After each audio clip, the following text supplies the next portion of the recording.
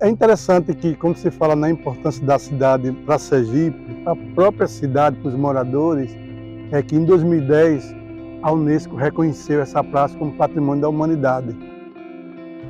São Cristóvão atendeu aí mais do que outra cidade, tanto com a sua arquitetura, que é um dos elementos para o reconhecimento de Patrimônio da Humanidade, que é Santa Casa de Misericórdia, Palácio Provincial aqui à frente, Assembleia Provincial, que hoje é o Museu de Arte Sacra ali atrás. Então estava todo o conjunto administrativo, político e religioso no lugar. Para todo aquele que visita São Cristóvão, o percurso pode ultrapassar o tempo e o espaço. Afinal, como uma viagem ao passado, sua arquitetura revela a história não somente de uma cidade, mas de todo um estado. Sendo a primeira capital do estado e a quarta cidade mais antiga do país, a cidade-mãe de Sergipe revela traços de religiosidade e cultura dos povos que aqui passaram e se mantém viva através do orgulho, identidade e solidariedade dos cidadãos e suas tradições. E foi sede da capitania Sergipe del Rei, foi sede da capitania até a mudança da capital.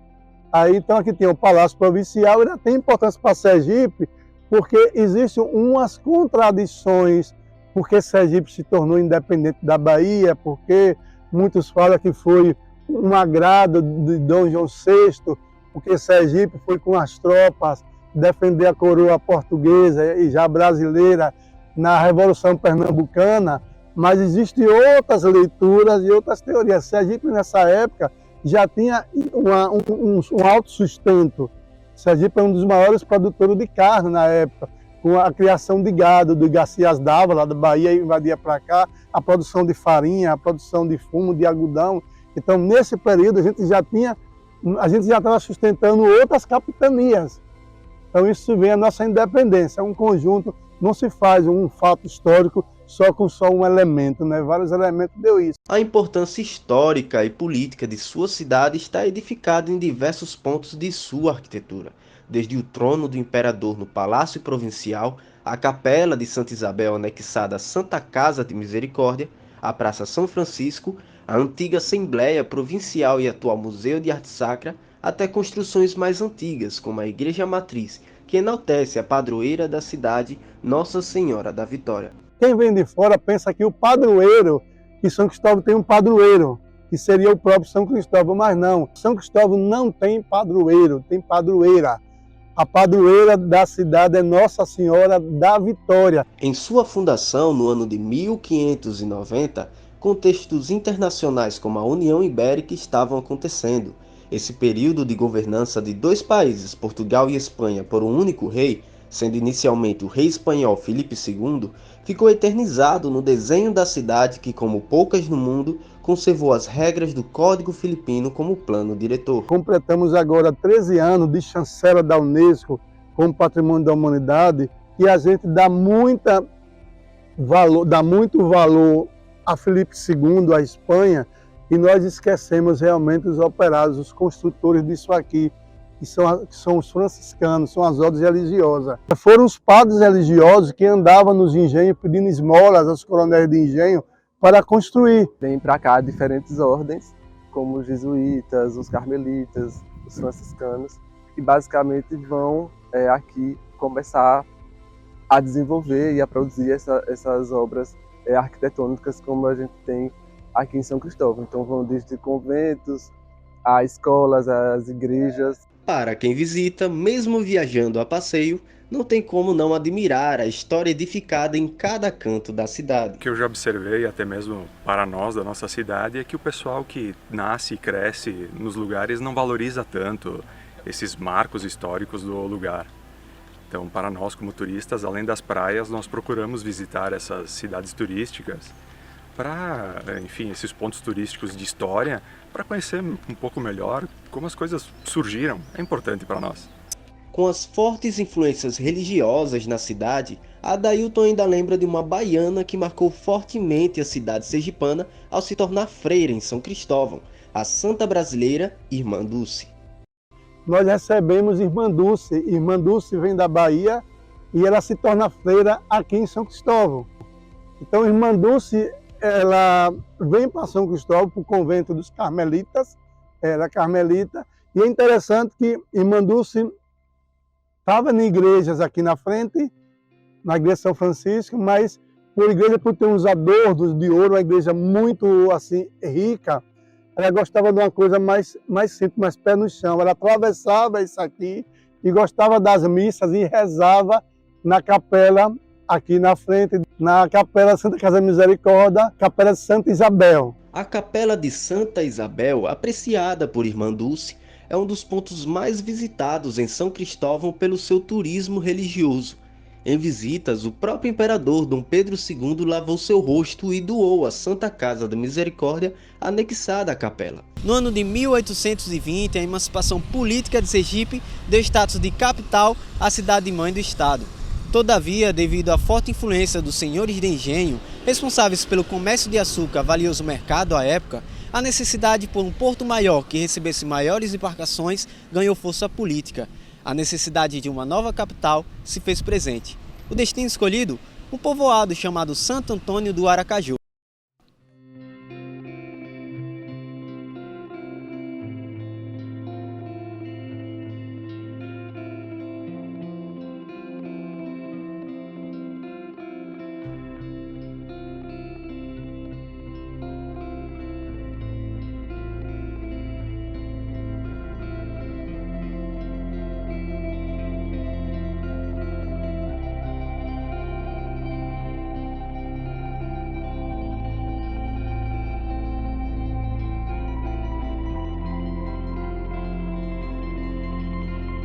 No dia 17 de março de 1855, nascia o Cajueiro dos Papagaios como nova capital sergipana.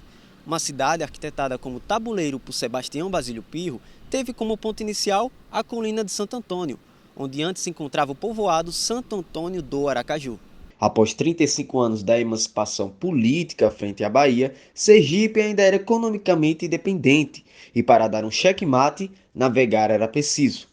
E a proximidade para o Rio Sergipe foi o começo dessa história. Mais ou menos nessa época, se decide então que Sergipe, a província de Sergipe, precisava de um porto, melhor equipado, com melhores condições. E aí se decide construir uma nova capital, que fique próxima a um porto, a um novo porto da cidade, ao novo porto para a província, para a região. Como cidade, ela não fazia sentido, porque aqui, lá embaixo, era um grande pântano, mangue, eram terras pouco adequadas para uma ocupação urbana.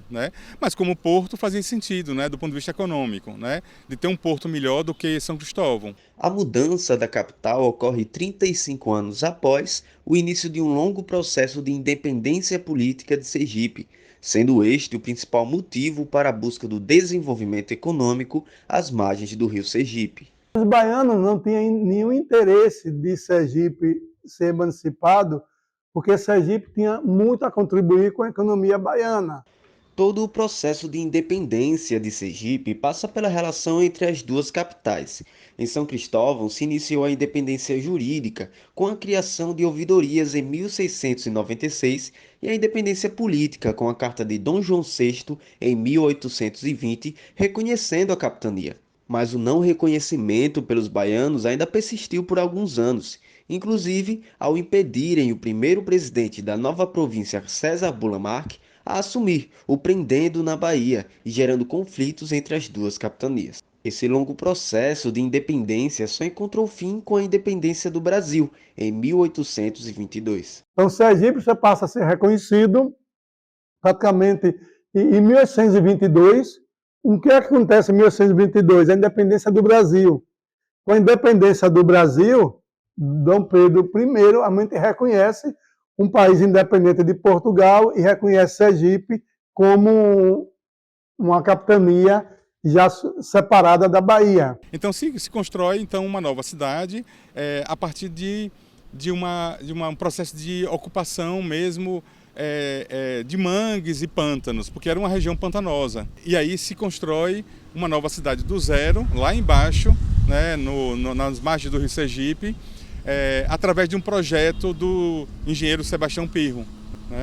E ele pensa e desenha um um quadrilátero, né, com ruas perpendiculares entre si, e a partir dali se instala uma nova cidade. Além da independência econômica, outros fatores influenciaram na mudança da capital. Entre eles, o conflito político existente entre liberais, aqueles a favor da mudança, e os conservadores, que queriam manter São Cristóvão como capital de Sergipe. Nessa época, entre os liberais e conservadores, havia os barões do Vaza Barris, da criação do gado, e os barões do Cotinguiba, da produção de cana-de-açúcar. Os comerciantes de açúcar, o mercado mais rentável que o gado no período, sendo fortemente influenciados por João Gomes de Melo, o barão de Maruim, reivindicaram a mudança pela pouca produção gerada com a capital em São Cristóvão, assim melhorando o escoamento de mercadorias com a mudança da capital. O Império Brasileiro vivia muito bem em harmonia com liberais e conservadores. E agora, como fazer? Se eu mudo a capital, eu agrado aos liberais, eu agrado e desagrado aos conservadores. Aí, o que é que eu vou fazer aí nessa questão política? Então, aí é que vem a figura de um agente externo, que é a presença do Inácio Barbosa. Quando ele chegou aqui, o projeto estava pronto, estava tudo na caixa já para o Barão de Maruim, o João Gomes de Melo, que a gente tem hoje como o arquiteto-mor da mudança da capital.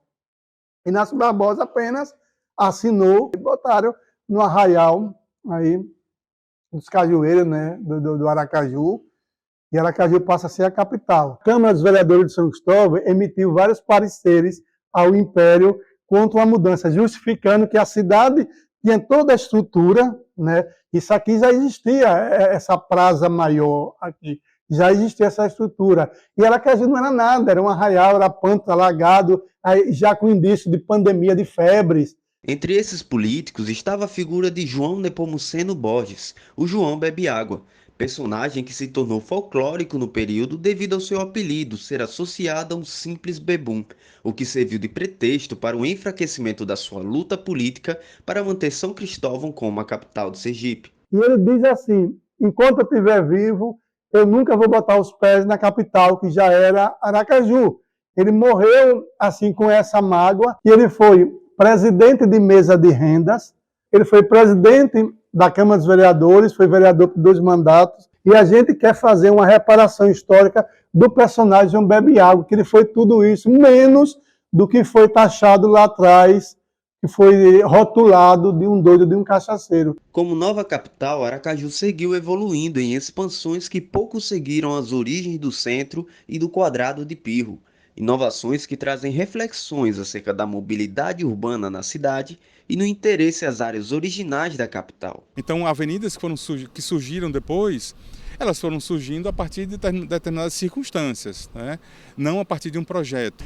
Os mangues que ainda restaram, né? As margens de rio, de cursos d'água, né? Os ambientes naturais, que são poucos, né, hoje, infelizmente, né? Mas eles são espaços interessantes do ponto de vista urbanístico e paisagístico também, e são elementos importantes e positivos da cidade. São com esses desafios que Aracaju inicia em seu primeiro século de existência sua história como capital do estado. Em seus mais de 400 anos de história, São Cristóvão traz a experiência e o aprendizado, servindo de inspiração por suas vitórias àquela cidade que agora recebe a sua posição. No fim, é Sergipe que pode se orgulhar de 2 capitais em sua história, enquanto admira o seu passado em São Cristóvão e expande o seu futuro pelas margens do rio Sergipe em Aracaju, o cajueiro dos papagaios.